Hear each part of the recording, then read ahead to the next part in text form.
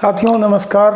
मैं अमरेश कुमार मिश्रा आज आपके समक्ष सत्संग एपिसोड में उपस्थित हुआ हूं और आज जो मेरा विषय है वो परिचय से आगे बढ़ कर के है। जैसे कोई भी बुरे व्यक्ति के संगत से किसी व्यक्ति के आचरण पर क्या प्रभाव होते हैं, इस बात की चर्चा आपके साथ करेंगे। बुरा व्यक्ति और अच्छा व्यक्ति दोनों ही परमात्मा के इच्छा से ही उत्पन्न हैं। जैसा कि पूर्व के अभिभाषणों में प्रवचनों में मैंने कहा था कि उपजहि एक संग जग माही, जलज जोंक जिमिगुन बिलगाही, सुधा सुरासम साधु व साधु, जनक एक जग जलधि अगाधु। तो जलधि जो सागर है, जो पानी का स्रोत है, वह प्रकृति का ही रूप है, उसी के द्वारा उत्पन्न है, जिसमें साधु और असाधु दोनों एक साथ उत्पन्न होते हैं।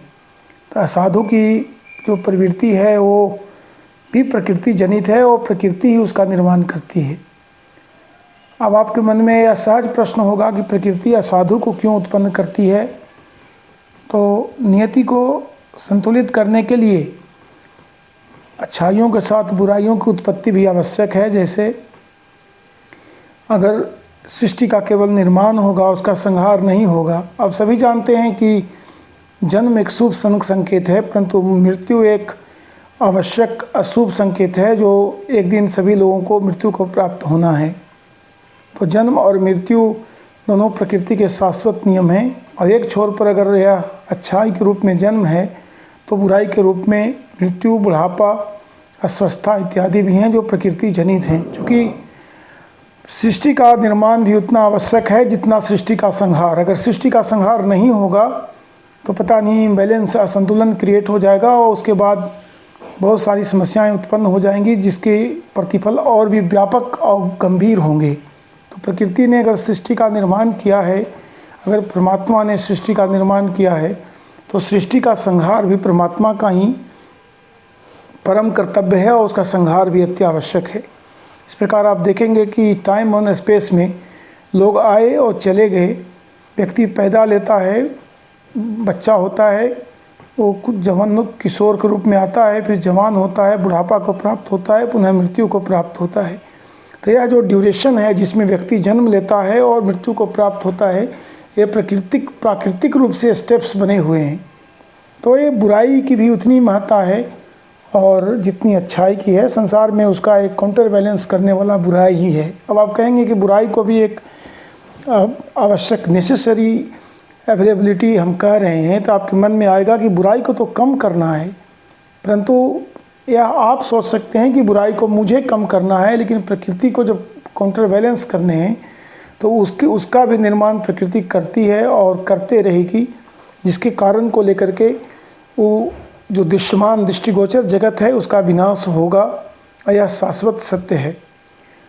राष्ट्रकवि दिनकर जी ने भी लिखा है अपने कुरुक्षेत्र नाम की रचना में कि जब युधिष्ठिर युद्ध से विह्वल होकर के बहुत सारे लोगों को मारे जाने के बाद युद्ध भूमि में भीष्म पितामह के पास पहुँचे, तो पितामह ने कहा, जैसा कि सूक्तियों में उन्होंने लिखा है, और युधिष्ठिर से कहा, तूफान देखा है कभी, किस तरह आता प्रलय का नाद वह करता हुआ, काल सा वन में द्रुमों को तोड़ता झकझोरता। तो काल ये जो है आवश्यक चीज़ है। आगे लिखते हैं कि वन विभव के क्षय बनानी के करुण वैधव्य को, देखता मही रूह शोक से निर्वेद से। शोक से निर्वेद, अज्ञानता के साथ शोक से निर्वेद से, क्लांत पत्रों को झुकाए स्तब्ध मौन आकाश में, और सोचता है प्रकृति भेजती तूफान क्यों। पर यह ज्ञात नहीं उस जड़ वृक्ष को, प्रकृति भी अधीन विमर्श के, यह प्रभंजन शस्त्र है उसका नहीं, यह आवेग में विस्फोट तेरे प्राण का, जो जमा होता प्रचंड निराद से, फूटना जिसका सहज अनिवार्य है, और जो अनिवार्य है उसके लिए फिर या परितप्त होना व्यर्थ है। तू लड़ता या न लड़ता, आग फूटती अवश्य किसी की ब्याल से। तो ये निश्चित तौर पर ये युद्ध भी आवश्यक हैं, शांति भी आवश्यक है, जन्म भी आवश्यक है और मृत्यु भी आवश्यक है। तो सृष्टि का निर्माण और सृष्टि का संहार दोनों परमात्मा या प्रकृति का ही कृत है। तो उस परिस्थिति में हमें दुखी नहीं होना है। जो सार है उसमें है कि दुखे सु अनुद्विग्न मना, सुखे सु विगत स्पृह। वितराग भय क्रोध स्थिति धीर मुनिरुच्यते। तो दुख में और सुख में एक समान स्थिति बना के रखना और अपने मन को शांत रखना ही स्थिति प्रज्ञ कहा गया है। अब हम भौतिक स्थूल जगत में चलते हैं कि बुराइयों से किसी व्यक्ति पर क्या प्रभाव पड़ता है। कोई बुरा व्यक्ति का संसर्ग हो जाने से आपके अंदर जो बुराई है, हर एक इंसान के अंदर बुराई की अवस्थिति होती है। ऐसा कोई इंसान इस धरती पर नहीं जन्मा जो बुराई ना करता हो और जिसमें बुराई की स्थिति प्रेजेंस नहीं हो। तो जब आप बुरे लोग के साथ लंबे या लघु संसर्ग में आते हैं तो उन बुराइयों को बल मिलता है। उनकी बुराइयां आपकी बुराइयां दोनों मिल के काउंटर वेट हो जाती हैं अच्छाइयों पर। अगर आप एक अच्छे व्यक्ति में अच्छाइयों का गुण आप में 60% है और 40% बुराई हैं और बगल वाले व्यक्ति में 90% बुराई है, 10% अच्छाई है, तो उसके बुराई और आपके बुराई दोनों मिल करके आपके अच्छाई पर भारी पड़ेंगे। बार बार आपको उसी की ओर ले जाने का प्रयास करेगा जो निगेटिव पक्ष है, जो आपके अंदर उपस्थित तो है, हर एक इंसान के अंदर उपस्थित है। एक चोर, एक हत्यारा, एक डकैत, एक लुटेरा, एक बलात्कारी के अंदर भी गुण हैं, बस उसकी परसेंटेज कम है। कोई भी 100% नहीं हो सकता, अवगुणों का भी 100% नहीं हो सकता, गुण भी 100% नहीं हो सकता। तो हर एक व्यक्ति के अंदर, चूँकि वह व्यक्ति है, हाड़ मांस का बना हुआ है, तो उसके अंदर अवगुणों की भी व्याप्ति है। यह सिरे से इनकार करना कि उसके अंदर अवगुण नहीं है या तर्कसंगत नहीं है और इसमें कहीं न कहीं अज्ञानता छिपी हुई है। कोई व्यक्ति अगर ज्ञानी है, कोई कहता है कि मैं ज्ञानवान हूँ, तो उसके अंदर अज्ञान कितने नष्ट हुए हैं? 100% तो नष्ट हो नहीं सकते। तो अगर 70% अज्ञान उसने नष्ट किया है तो 30% अज्ञान अभी भी उसके अंदर है। जैसे अभी हम अगर चर्चा करें तो लोग आज तर्कवाद, विज्ञानवाद की बात करते हैं। मेरे कुछ प्रश्न हैं। पहला प्रश्न है कि ये ब्रह्मांड का अंत कहाँ है? क्या साइंस आज बता सकने में सक्षम है कि ब्रह्मांड का अंत कहाँ है? उत्तरी अंत इसका कहाँ है? इसका उत्तर है नहीं। 90 बिलियन लाइट ईयर्स, सूर्य का प्रकाश जितना एक साल में चलेगा, 90 बिलियन प्रकाश ईयर्स तक तो वैज्ञानिकों ने कंजेक्चर, अनुमान किया है। उसके बाद उन्हें भी मालूम नहीं है। इस धरती पर आवासित जितने भी सभ्यताएं हैं, लोग हैं, इसके उत्तर भी बहुत सारे सभ्यताओं की स्थिति है इस मिल्की वे में। इस मिल्की वे के उत्तर भी करोड़ों मिल्की वे हैं जो इस ब्रह्मांड के पार्ट हैं। ये कहाँ तक फैले हुए हैं ये भी वैज्ञानिकों को मालूम नहीं है। निश्चित तौर पर अभी भी विज्ञान में अज्ञान का पुट है। विज्ञान 100% सत्यता को प्राप्त नहीं कर सका है। इसलिए अगर वहाँ पर ज्ञान है तो कहीं न कहीं अज्ञान जरूर है। किसी भी वैज्ञानिक को मेरी खुली चुनौती है कि वो बता दें कि इस ब्रह्मांड का पूरा छोर क्या है, इस ब्रह्मांड में कितनी सभ्यताएं हैं। आज इंसान सूर्य पर नहीं पहुँच पाया है। अभी ऐसे कोई भी उपकरण नहीं जो इस मिल्की वे के बाहर आप जा सकते हैं या उस 90 बिलियन ईयर्स तक भी आप जा सकते हैं। तो आपके भी ज्ञान सीमित हैं, आपके संसाधन सीमित हैं, तो आप सर्वज्ञ होने का दावा नहीं कर सकते, विज्ञान भी नहीं कर सकता है। मेडिकल साइंस में भी बहुत सारे ऐसे रोग हैं जिसका इलाज संभव नहीं आया। डॉक्टर जेरियाटिक प्रॉब्लम, बुढ़ापा जो चरणबद्ध तरीके से आता है, उसको रोक पाने में सक्षम नहीं है। नहीं उसका कोई थ्योरी डेवलप कर पाए हैं कि आखिर क्या कारण है कि बच्चा जन्म लेता है और बुढ़ापा की ओर अग्रसर होता है। बहुत सारी चीज़ें हैं जो इन प्रोसेस हैं जिसका अनरावलमेंट बाद में भले ही हो, बाद में सने लोग जाने, परंतु अभी की जो स्थिति है उसमें नहीं कहा जा सकता कि विज्ञान भी 100% ज्ञान हासिल कर लिया है। क्योंकि विज्ञान तर्क पर चलता है, वो मैथमेटिकल एंड फिजिकल एनालिसिस पे चलता है, तो परफेक्शन पर ज़्यादा ध्यान देता है। वरन मेटाफिजिक्स में भावनाओं, जो व्यक्ति के अंदर इमोशंस हैं, उसका भी जुड़ाव रहता है। इसमें फेथ का भी जगह स्थापित है। तो दोनों विधाएं सत्य को ही खोजती हैं और दोनों अपूर्ण हैं। इसी कड़ी में आध्यात्म में भी तुलसीदास जी ने लिखा कि निराकार मोंकार मूलम तुरीयम गिरा ज्ञान गोती तमीशम गिरीशम करालम महाकाल कालम कृपालम गुणागार संसार पारम न तो हम। तो उस परम पिता परमेश्वर को, फंडामेंटल पार्टिकल को, फंडामेंटल जिसको तुरीय कहा गया, अज कहा गया, ब्रह्म कहा गया, तो वो उसकी प्राप्ति मेटाफिजिक्स का भी लक्ष्य है और परम परफेक्शन की प्राप्ति साइंस का भी लक्ष्य है, विज्ञान का, फिजिक्स का, मैथमेटिक्स का, वो सत्य का ही निदर्शन करने की इच्छा दोनों में है। अब हम देखते हैं कि दोनों ही सत्य से दूर हैं, सत्य को प्राप्त नहीं कर पाए हैं। अगर हम हिंदू धर्मशास्त्रों की बात करें तो उसमें जो काल गणना की गई है, जिसमें ब्रह्मा का उम्र 100 साल बताया गया है, और ब्रह्मा का जो एक जो पल है उसमें कितने मनु आते हैं और चले जाते हैं, और इनका एक युग, महायुग और मनवंतर, एक कड़ी मनु आते हैं और चले जाते हैं, और 4 जो युग है, त्रेता, द्वापर, सतयुग, त्रेता, द्वापर और कली, 4 एक बार जब बीतता है तो उसको एक युग कहते हैं। और जब ये पूरा सिस्टम 71 बार राउंड लेता है, तब उनका जो है ब्रह्मा जी का एक पल व्यतीत होता है। तो इनका 12 घंटे का दिन और 12 घंटे का रात जो ब्रह्मा जी का है, आप कल्पना कर सकते हैं कि कितनी सृष्टि बनी और बिगड़ी। अब 12 घंटे में, और 12 घंटे के बाद वह संधि काल में पूरा पृथ्वी, पूरा निर्माण पानी में डूबा रहता है, इसको संधि काल कहा जाता है। तो संधि काल में पुनः विनाश हो जाता है और पुनः उसकी उत्पत्ति होती है, जो 12 घंटे फिर चलती है। तो अभी हिंदू धर्मशास्त्रों के अनुसार ब्रह्मा जी का 51वां साल हुआ है। 100 साल पूरा हो जाने के बाद महाप्रलय होता है, इसमें केवल भगवान हरि ही जीवित रहते हैं। तो ये मानवों के लिए जो गणना है, ये बहुत ही इफिमेरल, क्षणिक हैं। मानवों का जिंदगी तो कोई महत्व ही नहीं है कालखंड की गणना में। और आधुनिक साइंस ने भी इस बात को अनरेवल करने का प्रयास किया, तो आप देखेंगे कि सूर्य के चारों ओर मिल्की वे घूम रहा है, तो वो 4,40,000 किलोमीटर प्रति सेकंड की रफ्तार से घूम रहा है, जो 25 करोड़ साल में उसका सोलर ईयर होता है।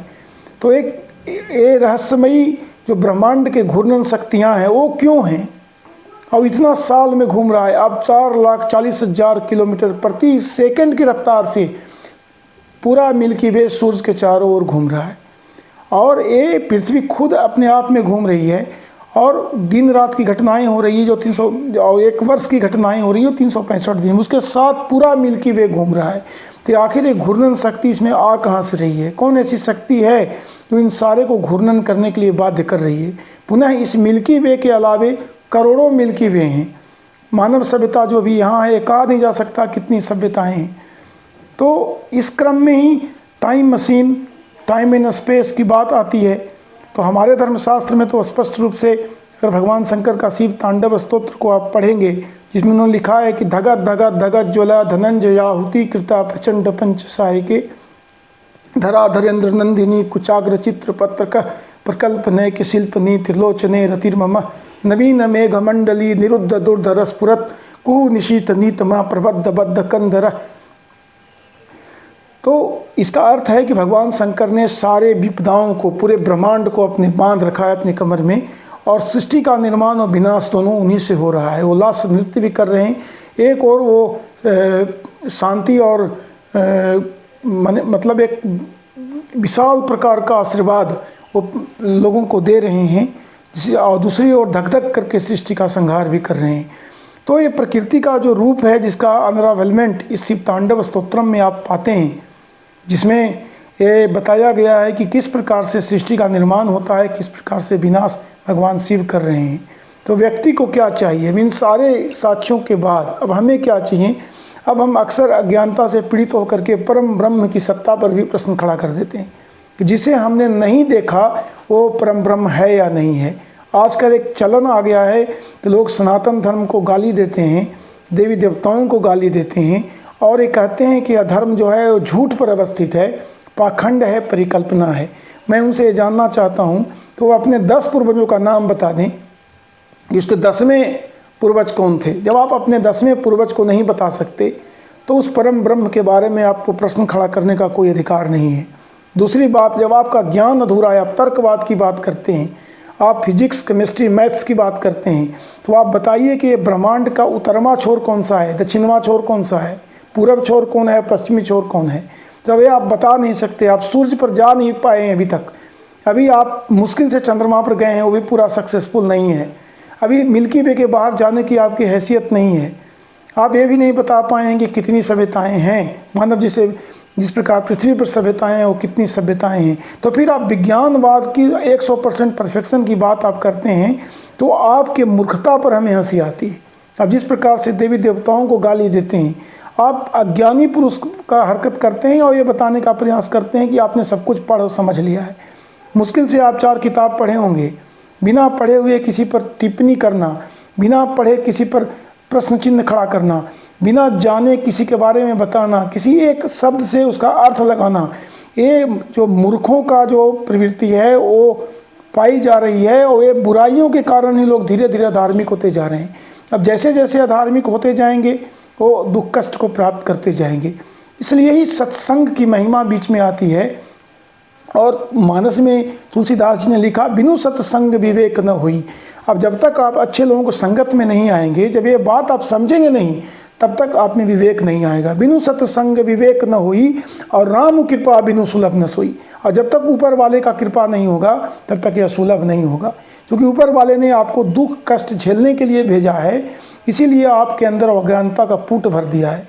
जो आज आप गाली दे रहे हैं, तरह तरह की बात कर रहे हैं, संसार के किसी भी धर्म में आप किसी भी धर्म की चर्चा करिए, इसने परम पिता परमेश्वर को, परम ब्रह्म को वो नकारा नहीं, न उसने यह कहा कि यह नहीं है या इसकी सत्ता। भगवान बुद्ध ने भी कहा जिसके बारे में जानना संभव नहीं उसकी चर्चा नहीं की जानी चाहिए।